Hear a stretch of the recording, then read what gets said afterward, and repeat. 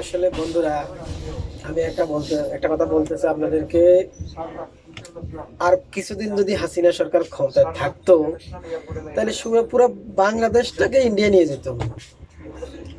তার এক্সাম্পল হচ্ছে, যখন পদ্মা সেতুর মাঝখান দিয়ে যখন ইন্ডিয়ার রেল লাইন চলাচল শুরু হয়ে যেত, তখন তাদের রেল লাইন তাদের ট্রেন দেখাশোনার দায়িত্ব তাদের আর্মিদের হাতে দিয়ে দিত।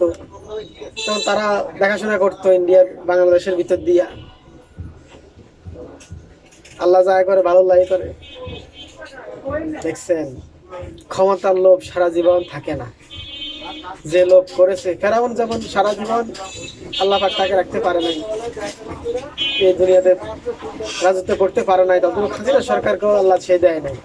তদ্রুপ মোদী সরকারও এই ভারতের বুকে, এই বিজেপি সরকারও ভারতের বুকে কখনো এরকম